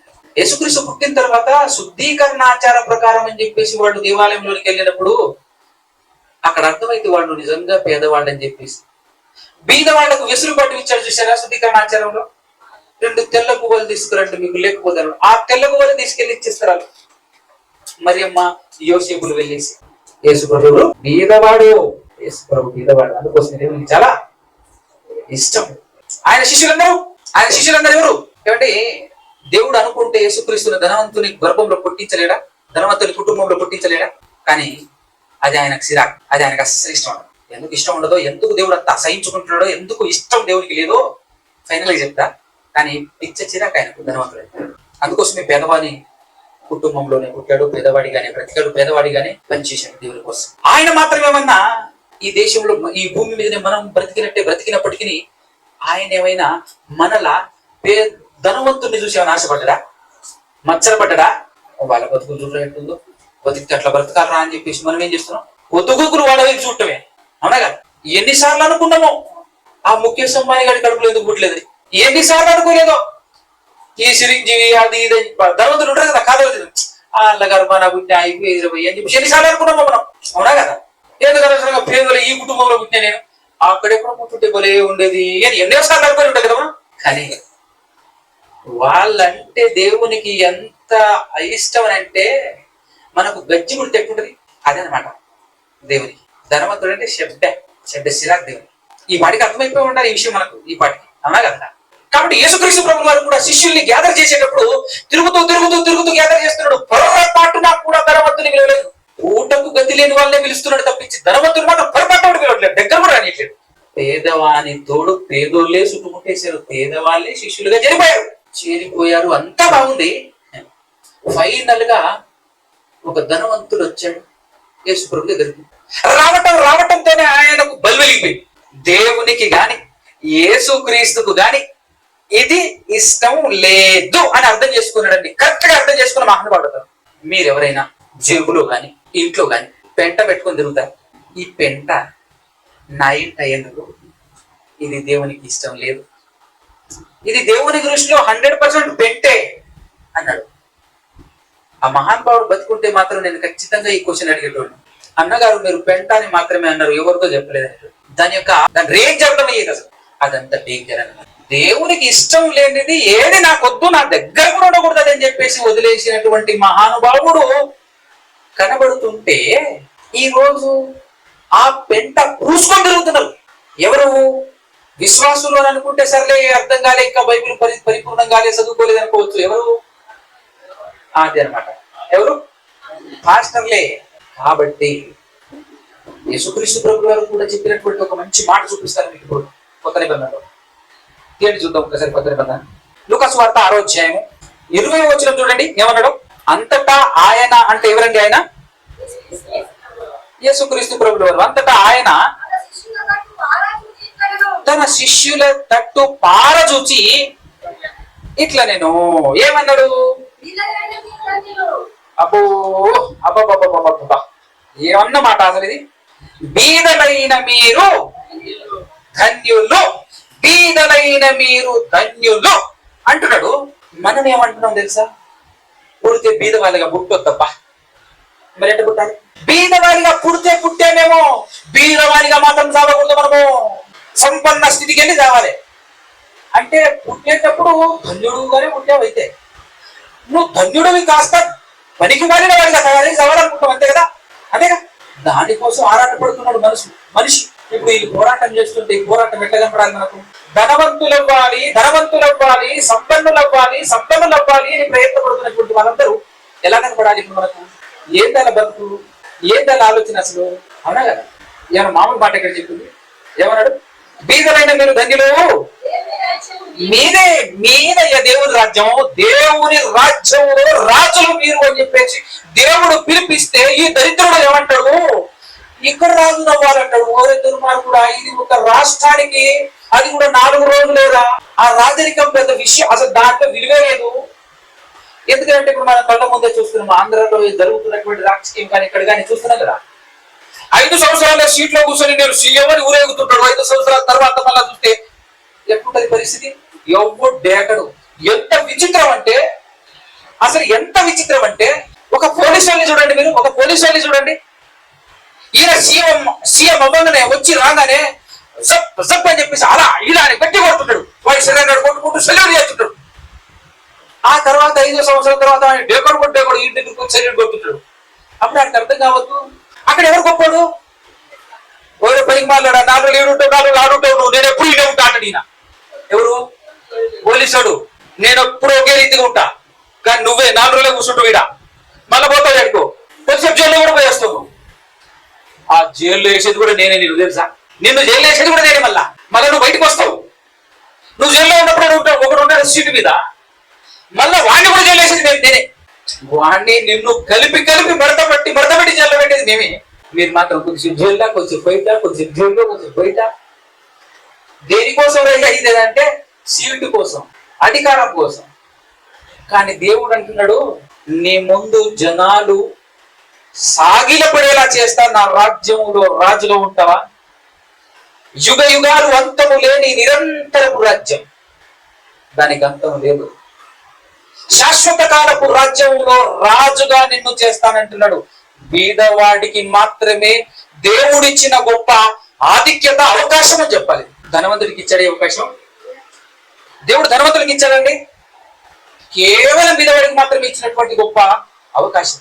దేవుడే ఇంత మంచి మంచి ఆఫర్స్ నీకు ప్రకటిస్తుంటే నువ్వు ఇక్కడి నుంచి తప్పిపోయి ఏదో పోతున్నావు.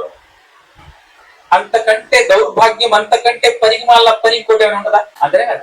నెక్స్ట్ యేసుక్రీస్తు ప్రభువు వారు మాట్లాడింది దేవుడివే కదా. జస్ట్ మాట్లాడుతున్నాడంటే అంతే, వాయిస్ ఇచ్చి. కానీ ప్రతి మాట ఎవరిది? దేవునిదే కదా. చూద్దాం దేవుడు ఏం మాట్లాడుతున్నాడు.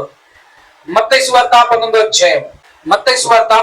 అధ్యాయము అద్భుతమైనటువంటి సందర్భం. 16 నుంచి అండి నేను చదువుతాను, జాగ్రత్తగా వినండి, కొంచెం స్పీడ్గా అయిపోయేటట్టుగా. ఇదిగో ఒకడు ఆయన యొద్దకు వచ్చి, ఇదిగో ఒకడు అన్న దగ్గర నేనేం పెడుతున్నానంటే, ఇదిగో ఒక ధనవంతుడు ఆయన దగ్గరికి వచ్చి అని పెడుతున్నాను. ఓకేనా? ఈ మాటలో కూడా నాకేం అర్థమైందంటే, ధనవంతుడు ఆయన దగ్గరికి వెళ్ళాలి, యేసుప్రభు దగ్గరికి. కానీ యేసుప్రభే ఎక్కడికి రావాలి? ఎక్కడికి వెళ్తాడు? పేదవాళ్ళ ఇంటికి. ఎవరు గొప్పడు చెప్పు? ఎవరు గొప్పడు? ధనవంతుడైనా అనుకోరు, నీ ఇంటికి రాడు యేసుప్రభు, నువ్వే యేసుప్రభు దగ్గరికి వెళ్ళాలి. అవునా? నువ్వు బీదవాడమైనా అనుకో, నువ్వు ఏడుంటే ఆడొస్తాడు. చేపలు పడుతున్నావా? వెతుక్కుంటూ వస్తాడు మీ దగ్గర చేసినాడు.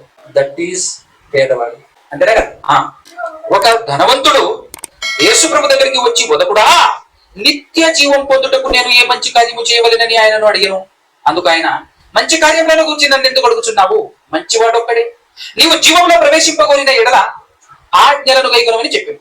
అతడు ఏ ఆజ్ఞలని ఆయనను అడగగా, యేసు, నరహత్య చేయవద్దు, విచరింపవద్దు, దొంగిలవద్దు, అబద్ధ సాక్ష్యం పలకవద్దు, తల్లిదండ్రులను సన్మానింపుము, నిన్ను వలేని పొరుగు వారిని ప్రేమింపవలెను అనునవియే అని చెప్పాను.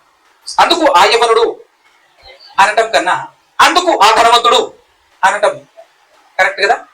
అందుకు ఆ ధనవంతుడు ఇవన్నీ అనుసరించుచూనే ఉన్నాను, ఇకను నాకు కొదువయ్యమని ఆయనను అడిగెను. అప్పుడు అందుకు యేసు, నీవు పరిపూర్ణుడవగుటకు కోరిన ఎడల పోయి నీ ఆస్తిని అమ్మి ఎవరికి, నీ ఆస్తిని అమ్మి బీదలకి ఇస్తే నువ్వేవైతావు? బీదవాడవైతావు అనటం కంటే దేవుని కుమారుడవైతావు, దేవునికి బిడ్డవైతావు అని అనటం బెటర్ కదా. ఏవైతావు నువ్వు? దేవునికి కుమారుడు అవుతావు. నువ్వు పరిపూర్ణుడు అవ్వాలంటే ఇందాక యేసుక్రీస్తు ప్రభువు చెప్పినటువంటి మాట అక్షరాల నిజం అనిపించట్లేక. ఎలాగంటే, బీదలైనవి మీరు ధన్యులు, పరలోక రాజ్యం మీది అన్నాడు. కానీ ధనవంతుడు నుంచి అడుగుతున్నాడు, పరలోక రాజ్యం నాకు రావాలంటే ఏం చేయాలి అని చెప్పేసి అడుగుతున్నాడు. అది బీదవాడు కావాల్సింది ఏమవుతారు? సింపుల్ కాదు. ఒక ధనవంతుడు నుంచి అడుగుతున్నాడు, నేను దేవుని రాజ్యంలో చేరాలంటే ఏం చేయాలి అని అంటే, ఏం చేసేది ఏముందమ్మా, బీదోడు కావాలంటే. బీదోడు అంతే అన్నాడు. అమ్మ బీదోడు నేను నమ్మదయ్యా అనుకుంటూ వెళ్ళిపోయాడు ఈ ధనవంతుడు. ఏంటంటే బీదవానికి ఉన్న ఆధిక్యత ఎంత గొప్పగా చూసారు ఒకసారి. పరలోకం కావాలంటే నువ్వు బీదవాడివి కావాల్సిందే, పక్కా 100%. నువ్వు బీదవాడివి అయితేనే నీకు పరలోకం. నువ్వు ధనవంతుడివా, భూలోకంలోనే ఎన్నిసార్లు అనుకుంటావా అనుకో పరలోకం అని, అదే నీకు చాలు. నీకు అదే ఎక్కువ. భూలోకంలో బతికినన్నారు, నేను పరలోకం పోతా అని చెప్పేసి భ్రమలో బ్రతుకు, అది చాలు. అంతకు మించి మరో స్టెప్ నీకు రాదు, నువ్వు దరిదాపుల్లో కూడా లేవు అని వాస్తవం ప్రతి ధనవంతుడికి అర్థం కావాలా వద్దా? ఇంకా బండలు పగిలే మాటలు కూడా చెప్పాడు కింద, ఇంకా బండలు పగిలే మాటలు కూడా చెప్పాడు. ఒకసారి చూడండి ఆ మాట చెప్పాడు. ఏం చెప్పాడు? ధనవంతుడు వచ్చేసి అడిగేసరికి ధనవంతుడు వచ్చి అడిగేసరికి ఏమన్నాడు? నేను పరలోకం పోవాలంటే ఏం చేయాలంటే, ఏం చేసేది ఏముంది, బీదవాడు అవ్వాలంటే, పరిపూర్ణ అవ్వాలంటే నువ్వు బీదవాడు. ధనవంతుడు పరలోకం పోవాలంటే బీదవాడు అవ్వాలి అని చెప్పేసి అన్నాడు యేసుక్రీస్తు గారు. దాంతో అది నా వల్ల కాదని చెప్పి వెళ్ళిపోయాడు. వెళ్ళిపోయిన తర్వాత ఏం జరుగుతుంది చూడండి 23వ వచనంలో. యేసు తన శిష్యులను చూచి ఏమంటాడు? తన శిష్యులను చూచి, ధనవంతుడు పైనుంచి ఒక మనిషి, ఒక యవనుడు అని చెప్పుకుంటూ వచ్చాడు. ఫైనల్ గా ఆయన పేరేంటో చెప్పేశాడు. ఆయన పేరేంటి పర్ఫెక్ట్ గా అదే లెక్క. ఎవరతను? ధనవంతుడు. యేసు తన శిష్యులను చూచి, ధనవంతుడు పరలోక రాజ్యములో ప్రవేశించుట దుర్లభము, ప్రవేశించటం వల్ల లాభం లేదు. పరలోక రాజ్యం అని అంటే సంఘం అని కూడా అంటే, ధనవంతుడు సంఘంలోకి రావటం వల్ల ఏ లాభము లేదు, వాడికి ఏ ప్రయోజనం లేదట. ఇంతకాలం పరలోక రాజ్యం అనే ఈ సంఘంలోనికి ఆ వ్యక్తి ఎందుకు వచ్చాడు ధనవంతుడు అని అంటే, పరలోకం చేరుదామని, నిత్య జీవం పొందాలని. కానీ లేదు ప్రయోజనం ఉండాలంటే నాన్న నువ్వు అవ్వాలి పక్కా బీదవాడి. నువ్వు బీదవాడివి కాకపోతే పరలోక రాజ్యం నీది కానే కాదు, నీది కాదు. ఇప్పుడు బీదలైన మీరు ధన్యులు, పరలోక రాజ్యం నీది అన్నాడు అని అంటే దానికి వ్యతిరేక పదం ఏంటి? అది కూడా చెప్పాలా? ఇది చెప్పకపోయినా అర్థం కాదు మనకు. పరలోక రాజ్యం మీది అంటే ఎవరిది కాదు? ధనవంతుడి కాదనే కదా. ఆ మాత్రం అర్థం కాకపోతే బుర్ర పని చేయాలంటే అంతేగా. నా పేరు భగవాన్ దాస్ అన్నాను అనుకో, నా పేరు సంతోష్ కాదనేగా, అంతేగా. అదనమాట. ఇంకేమన్నాడంటే, ఇదియూ కాక ధనవంతులు పరలోక రాజ్యంలో ప్రవేశించడం కంటే సూది బెజ్జములో ఒంటె దురుట సులభమని మీతో చెప్పుచున్నాను. గంటలు పలికి మాట్లాడితే ఇది అనమాట. నెక్స్ట్ 20వ వచనం. శిష్యులు ఈ మాట విని మిక్కిలి ఆశ్చర్యపడి, అలాగైతే ఎవ్వడు రక్షణ పొందగలడు, ఎవ్వడు రక్షణ పొందలేడయ్యా, ఎవ్వడు పొందలేడు అనేటువంటి విషయాన్ని ఎవరు చెప్తున్నారు? శిష్యులు చెప్పారు.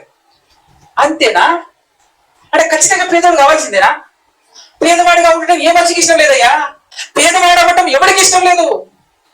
ఒకవేళ వాడి అదృష్టం కొద్ది వాడు పేదవాడిగా పుట్టాడే అనుకో, అది దురదృష్టం అనుకొని పేదవాడి నుంచి తొలగిపోయే ప్రయత్నాలు చేస్తుంటాడయ్యా. అలాంటిది మీరేంటి, ఒకవేళ ధనవంతుడు ఉన్నా కూడా పేదవాడు అయితేనే వాడు పరలోకం చేస్తాడు అంటున్నారు మీరు.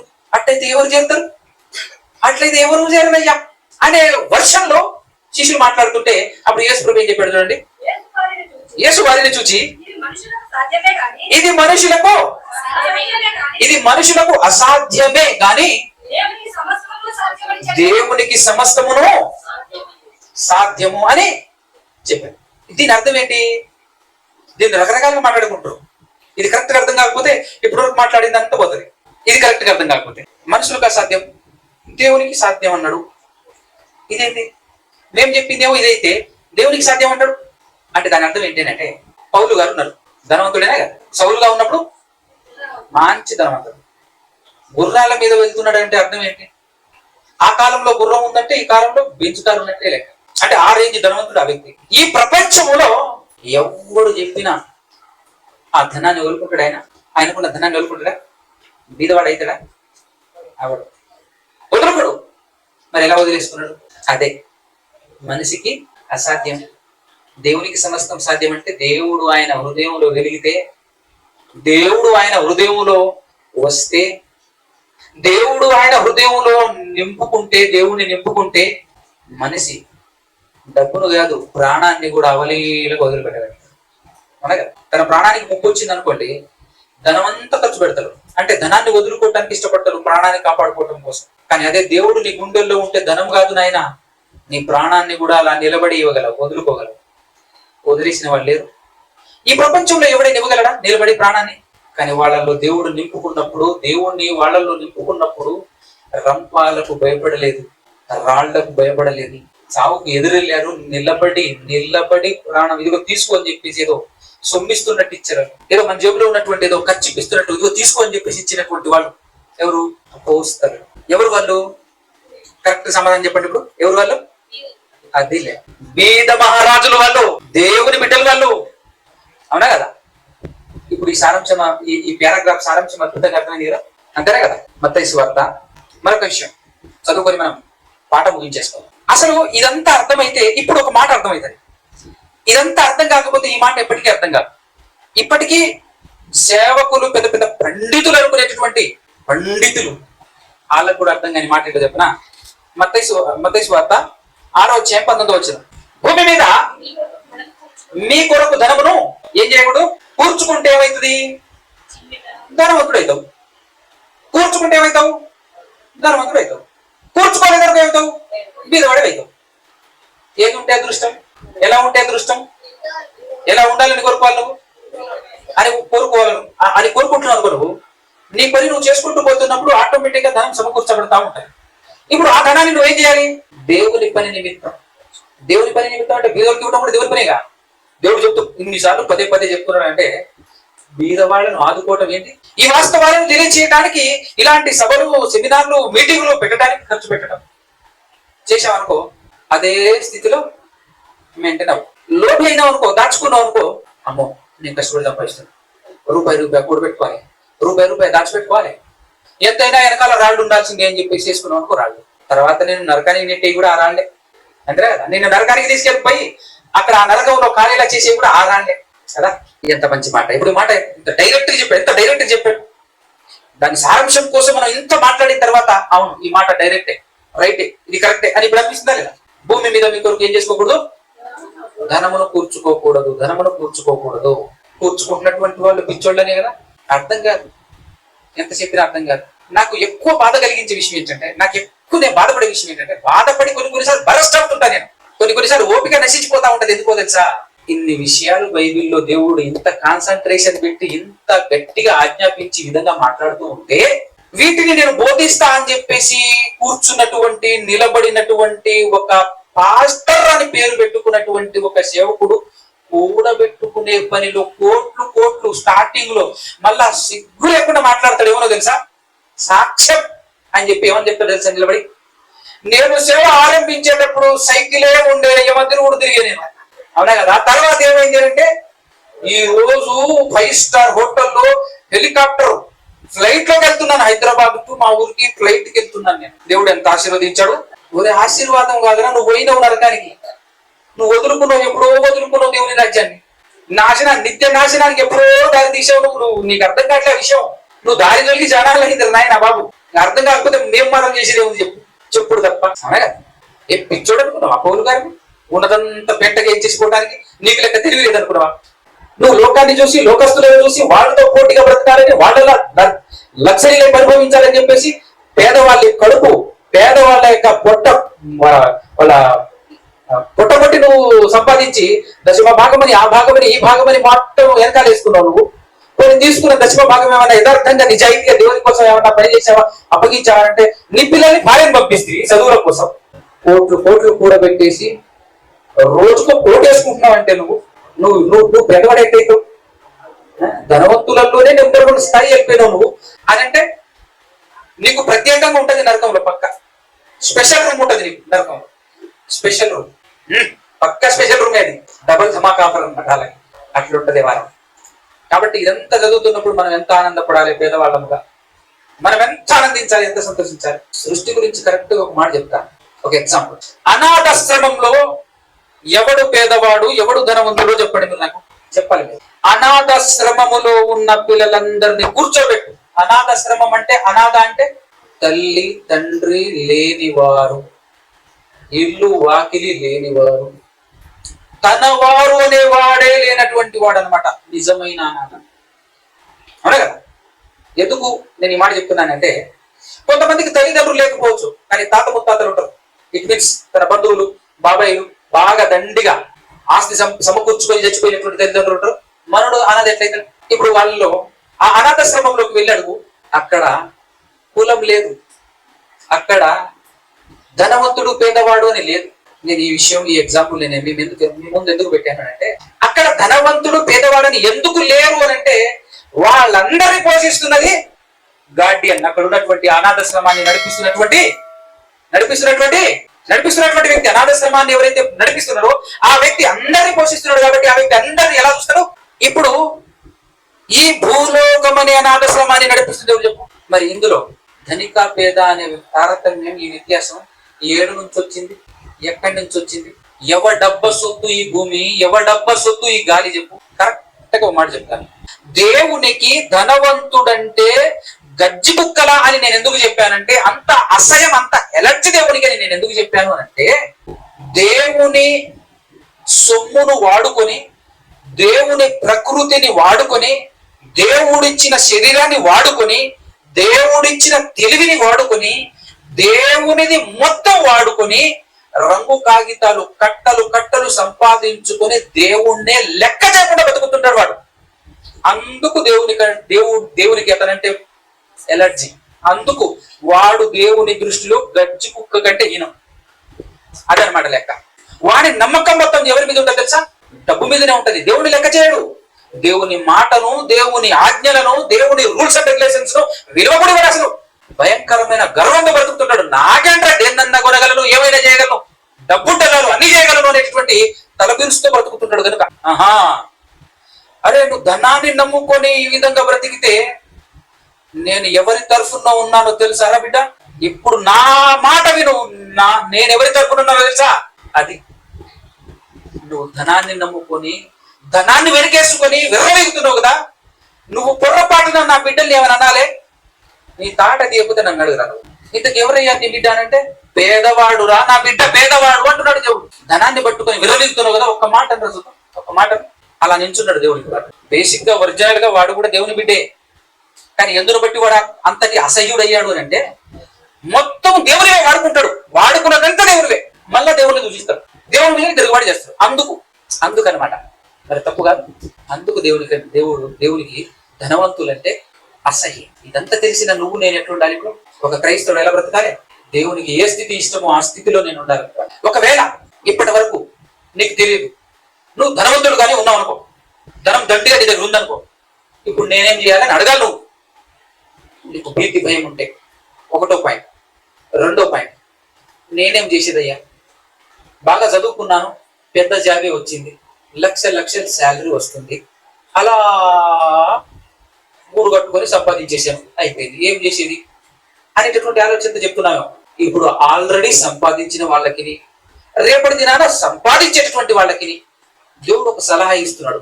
సలహా అనకూడదు కానీ దేవుడు ఒక వార్నింగే ఇస్తున్నాడు. దేవుడు ఇచ్చినటువంటి ఆ వార్నింగ్, లేదంటే దేవుడు ఇచ్చినటువంటి ఆ ఆజ్ఞ ఏంటో చెప్పి చదివించి నేను పాఠం ముగించేస్తాను. సరేనా? ఏంటి ఒకసారి మొదటి తిమోతి పత్రిక,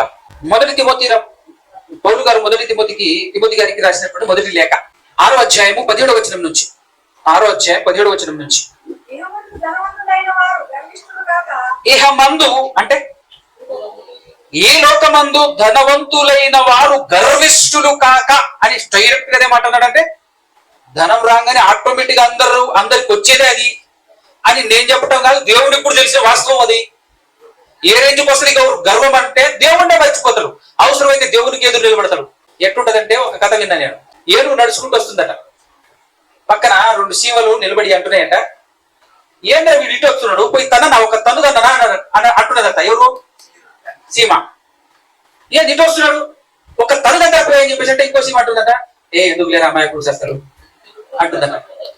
ఏది ఇంకో సీమ ఏమంటారు దీన్ని, వద్దులేరా అవతల అదేదో చిన్న ఏమంటారు, ఎవరైనా వర్షం వచ్చినప్పుడు ఏ జంతువు అయినా పోయిందనుకో నడుచుకుంటూ, ఆ కాళ్ళు అడుగు పడుతుంది కదా, అచ్చుపడుతుంది కదా, దాని నిండా నీళ్లున్నాయి. అది వీటికి ఎలా కనపడుతుంటే అవతల సముద్రం ఉంది పడి చేస్తుంది, అవతల సముద్రం ఉంది పడి చేస్తుంది, తన మాకు తన మగ నువ్వు వదలరా అంటే ఉండరా తన మాకు కొన్ని పాప అమ్మాయి కూడా అని చెప్పేసి అంటుందట ఇంకో సీమ. ఈ మనిషి దేవుని గురించి మాట్లాడటం అంతకంటే దారుణం. అలా మాట్లాడుతుంటాడు వీడు బతికెంత వీడంత దేవుడు, కానీ ఆ రేంజ్ మాట్లాడుతుంటాడు. కాబట్టి ఈ లోకమందు ధనవంతులైన వారు గర్విష్ఠులు కాకుండా ఏం చేయాలంట అంటే అంటే చాలా చెప్పచ్చు దీని గురించి. స్థిరము కానిది, అసలు నేను ఏమాత్రం కాపాడలేనిది, రుజువులు కూడా అప్పుడు ఇచ్చేస్తుంటాడు దేవుడు. ఎందుకు? వాక్యం అర్థం కావాలిగా, మనకు అర్థమయ్యే రేంజ్లో మనం వాళ్ళకి చెప్పాలిగా. అందుకోసం దేవుడు అప్పుడప్పుడు రుజువులు వదిలిపెడుతుంటాడు. రీసెంట్ గానే 3 సంవత్సరాల క్రితం రుజువులు వదిలిపెట్టలే. కంటికి కనిపించని వైరస్ ని పంపిస్తే బీరువాలో దాచిపెట్టిన డబ్బులు మొత్తం బజార్లోకి వచ్చినాయి. ఎందుకు రా బజార్లో వేసిన అంటే నన్ను కాపాడట్లేదు, ఇది నన్ను కాపాడుతుందేమో అని చెప్పేసి నా వాళ్ళని దూరం చేసుకొని దీన్నే సంపాదించుకుంటూ తిరిగిన 5 రోజులు నేను. దీనికోసం కట్టలు సంపాదించాను నేను. కానీ ఈ రోజు నన్ను ఏ ఆరాధన చేసేసింది, ఏమే నన్ను కాపాడవా అని అంటే నా వల్ల కాదని చెప్పేసి చేతులు ఎత్తేసింది. అప్పుడు ఇది నాకు ఎందుకు అని చెప్పేసి బజార్లో విసిరేసాడు. ఇది ఆ సమయంలో పేదవాడి అతిశయంతుడా, వారేవా అది ఇప్పుడు అర్థమైంది, నా వెనకాల ఉన్నది నీకంటే ఎక్కువ ఆస్తి అని అనుకుంటాడు పేదవాడు. నీ ఆస్తికి మించిన బలం నా వెనకాల ఉంది అని చెప్పేసి ఆనందపడగలగా.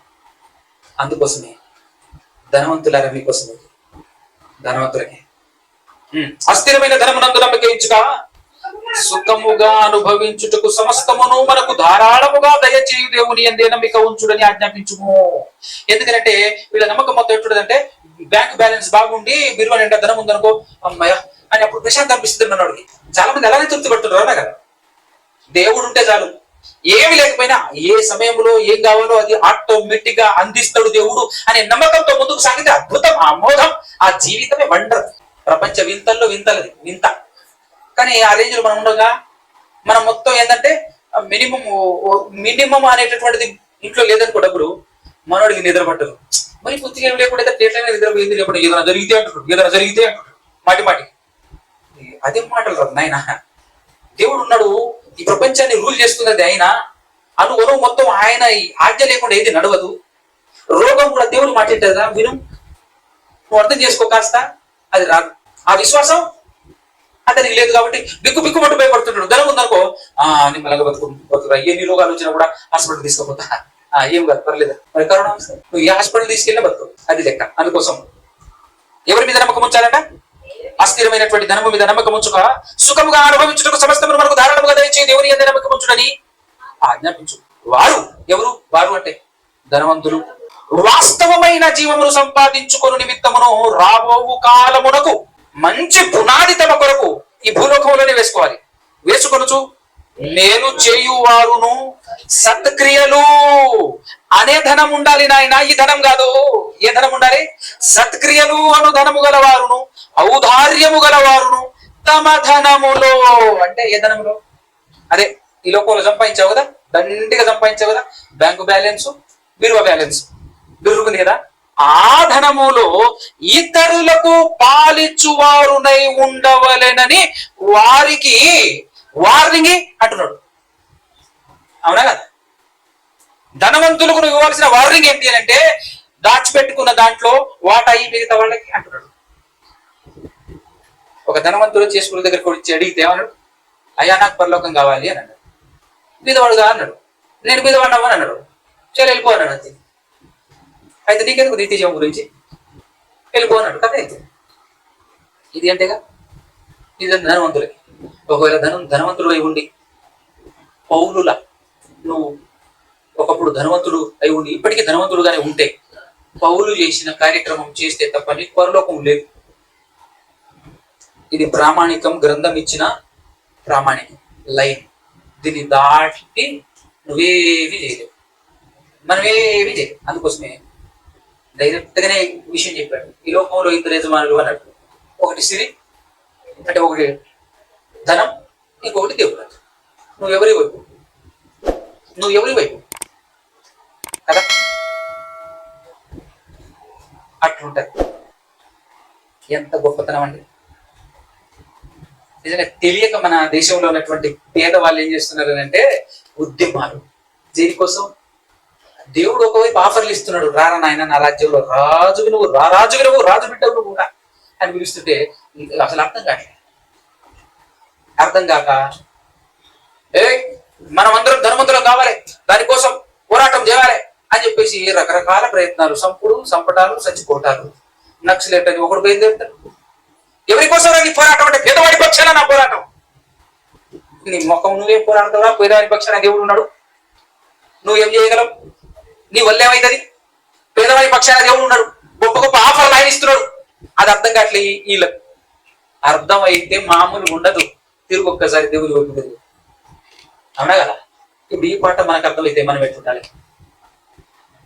ఫస్ట్ ఆఫ్ ఆల్ దయచేసి ఏ సండే మానకుండా దేవుని మాటలు వినటానికి వస్తూ ఉంటే ఇలాంటివి అనేకములు తెలవటం మాత్రమే కాకుండా, తెలుసుకోవటం మాత్రమే కాకుండా ఆటోమేటిక్ గా దేవునితో కనెక్షన్ ఇస్తాం, కనెక్టివిటీ ఏర్పడుతుంది. దేవునితో కనెక్టివిటీ ఏర్పడింది అనుకో, ఆ తర్వాత నీ జీవితం అద్భుతం, నీ బ్రతుకు అద్భుతం, పరలోకం దొరకటం ఈజీ అయిపోతుంది. అందుకోసమే దినదినము ధనానికి దూరం అవ్వాలి, దేవునికి దగ్గర అవుతూ సాగాలి మన ప్రయాణం. ఎలా ఉండాలి మన ప్రయాణం? దినము ధనానికి దూరం అవుతూ ఉండాలి, దేవునికి దగ్గర అవుతూ సాగాలి మన ప్రయాణం. లైఫ్ లైఫ్ లైఫ్ అని చెప్పేసి లైఫే లేకుండా చేసుకుంటున్నారు. కెరియర్ అని చెప్పేసి అసలు కెరీరే లేకుండా అయిపోతున్నారు. దేవుని దృష్టి దేవుడు కెరీర్ చేయకుండా తయారైపోతారు. అలా వెళ్ళకుండా జాగ్రత్తగా దేవుని కొరకు బ్రతకండి. దేవుని ఉద్దేశాలను తెలుసుకుని వాటి ప్రకారంగా బ్రతకటానికి ఆశపడండి, అందుకై ప్రయాసపడండి, పోరాటం చేయండి. అవునా? మీకేమనిపించిందో తెలియదు కానీ నాకైతే బతికితే పేదవాడిగా బ్రతకాలి. అవునంటారు కదా? బతికితే పేదవాడిగానే బ్రతకాలి, పేదవాడిగా బతికి చవాలి, సమస్య లేదు. పొరపాటున కోట్లు వచ్చి పడ్డా ఏం చేయాలి? పేదవాడిగానే ఉండటం గొప్ప కష్టమేమి కాదట. కష్టమా?